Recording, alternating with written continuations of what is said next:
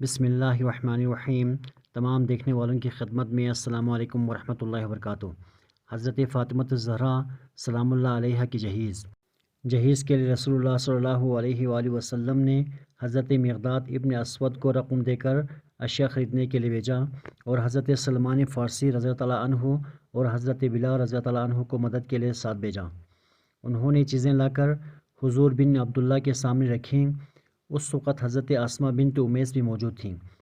مختلف روایت میں جہیز کی فہرست میں ایک قمیص، ایک مکنا یا خمار یعنی سر ڈھکنے کے لیے کپڑا، ایک سیاہ کمبل، کھجور کے پتوں سے بنا ہوا ایک بستر، موٹے ٹاٹ کے 2 فرش، 4 چھوٹے تکیے، ہاتھ کی چکی، کپڑے دھونے کے لیے تانبے کا ایک برتن، چمڑے کی مشک، پانی پینے کے لیے لکڑی کا ایک برتن، بادیاں، کھجور کے پتوں کا ایک برتن جس پر مٹی پھیر دیتے ہیں، 2 مٹی کے آبخوریں، مٹی کی سراہی، زمین پر بچھانے کے لیے ایک چمڑا، ایک سفید چادر اور ایک لوٹا شامل تھے۔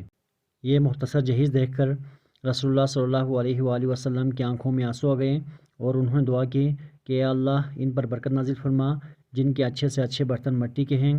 یہ جہیز اسی رقم سے خریدا گیا تھا جو حضرت علیہ السلام نے اپنے زرہ بیچ کر حاصل کر رکھی تھی۔